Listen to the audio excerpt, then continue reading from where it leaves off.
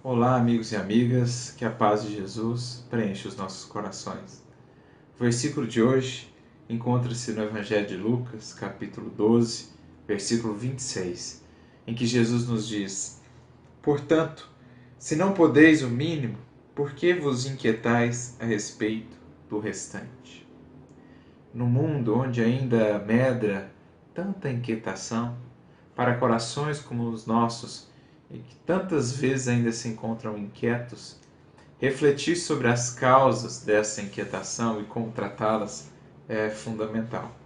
Afinal de contas, a inquietação em nada edifica, pelo contrário, apenas complica ainda mais a solução dos problemas, apenas prejudica ainda mais a sintonia, a conexão com os benfeitores, para que a gente tenha a lucidez, o discernimento, a prudência, a caridade no agir.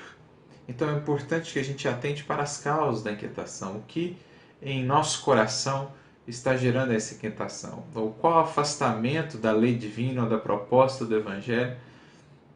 está me afastando desse estado de paz, de harmonia, de confiança, de serenidade. Como dizia Francisco de Assis, se algo rouba a paz do meu coração é porque ocupou o lugar de Deus. Então, o que no meu coração está ocupando o lugar de Deus e como eu posso restituir esse lugar a quem de fato ele pertence, ao Criador, que deve ser o centro da minha vida, em torno do qual devem gravitar todos os meus interesses,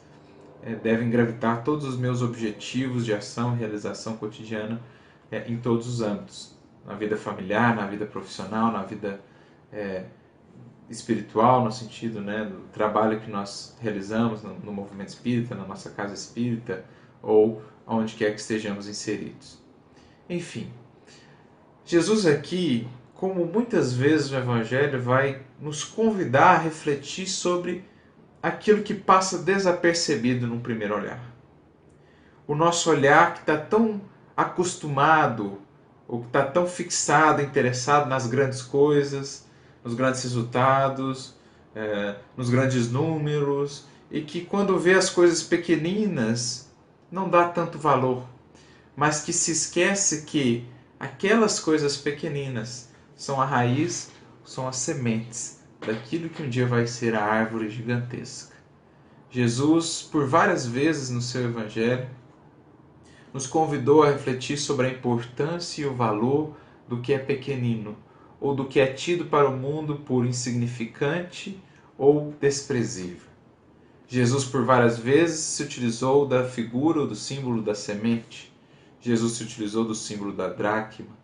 Jesus se utilizou do símbolo dos pequeninos pães e peixes que foram multiplicados. Jesus falou do óbolo da viúva. Jesus falou do fermento que leveda toda a massa. Todas coisas pequeninas, aparentemente inúteis ou com pouco potencial, mas que ele nos convida a olhar para uma nova perspectiva, para que a gente entenda e valorize a importância das pequeninas coisas de cada dia, sobretudo quando diz respeito à construção do bem, da virtude, do amor, à sublimação do nosso espírito imortal. Porque a nossa mentalidade está tão fixada nos devaneios da grandeza, nos devaneios do egoísmo exacerbado, do ego inflado, que ela perdeu essa sensibilidade para enxergar o que é pequenino e para valorizar isso. Muitas vezes nós nos fixamos nos grandes gênios, naqueles que são considerados apóstolos, missionários, ficamos encantados com as suas obras, mas muitas vezes vamos por um caminho, uma visão atávica, que envolve certos privilégios, uma concepção de que eles são privilegiados, mas nós nos esquecemos que perante a lei divina não existem privilégios. Todo grande resultado nada mais é do que a somatória de pequenos resultados ou de pequenos esforços diários, repetidos, constantes, perseverantes, que resultaram naquilo. Então a gente olha para uma belíssima sinfonia, para um belíssimo livro, para uma belíssima pintura, mas a gente se esquece que aquela sinfonia, uma obra-prima, começou a ser escrita nota por nota, como esforço multimilenar daquele espírito que, ao longo de milênios, veio entendendo a teoria da música, a harmonia, etc., foi incorporando isso em esforços que lhe custaram muito sacrifício, muitas lágrimas, muito empenho, muita dedicação, muita renúncia a outras coisas, até que ele se tornasse um gênio. E mesmo depois que ele se tornou gênio, ele ainda teve o esforço de escrever aquela obra-prima nota a nota, harmonizando uma por uma, colocando-as em seu devido lugar para que o resultado final fosse magistral. Ou o mais belo livro começou por uma palavra. A primeira palavra, ou melhor, a primeira letra que se transformou na primeira sílaba, depois na primeira palavra, a primeira frase, o primeiro parágrafo, e assim sucessivamente até que chegássemos à obra final, ao resultado final, sem contar os séculos de esforço do intelecto, do sentimento daquele escritor para que chegasse a essas culminâncias. Assim, para toda edificação, a mais simples casa que possamos fazer começa pelo primeiro tijolo colocado, pelo primeiro fundamento colocado. Mas muitas vezes nós nos esquecemos disso, nos encantamos com a beleza do resultado final e esquecemos do processo, do valor do processo, porque a obra não existiria se não fosse ou não tivesse sido dado o primeiro passo, escrito a primeira palavra, ter sido feito o primeiro esforço. Nós não teríamos um Beethoven se milênios lá atrás ele não se interessasse pela música, não começasse a investir da sua energia, do seu tempo, naquilo que viria a ser a sua habilidade mestra durante muito tempo, em busca também da evolução, do desenvolvimento das outras habilidades. Então é preciso renovar o nosso olhar. É preciso olhar para a nossa vida cotidiana como o único meio possível de alcançarmos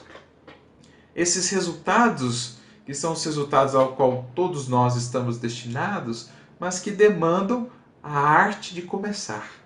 a arte de principiar,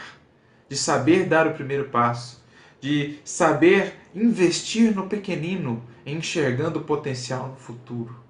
de saber olhar com esse novo olhar de valorização desses pequeninos deveres e esforços diários, sobretudo quando falamos da nossa vida espiritual, sobretudo quando falamos do desenvolvimento do nosso espírito. Cultura, na definição de Emmanuel, nada mais é do que experiências infinitamente recapituladas no decurso do tempo, que vão formando aí o cabedal, o tesouro da sabedoria do espírito. E virtude nada mais são do que experiências incomensuravelmente recapituladas no transcurso dos séculos, que vão sendo incorporadas pelo Espírito na forma da virtude. Então,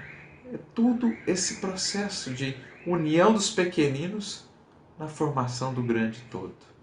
A gente olha para um apóstolo Paulo, mas se esquece, ao enxergar todo aquele testemunho, aquela grandeza moral, aquela fé, nós nos esquecemos dele no deserto. 3 anos, 365 dias por ano, levantando, cumprindo ali os seus pequeninos deveres para com aqueles que dividiam com ele aquele espaço, cumprindo ali os seus pequeninos deveres para com o seu corpo, para com o estudo, os pequeninos deveres para com a fabricação de tendas, que era a sua ocupação profissional. Nós nos esquecemos dos pequeninos deveres dele ali, a oração de todos os dias, lidar com as culpas e remorsos, até que ele pudesse, depois de muito recapitular essas experiências, interiorizar isso de modo que isso se tornasse espontâneo, de modo que isso se tornasse algo natural, algo que não precisasse mais de tanto esforço para ser feito.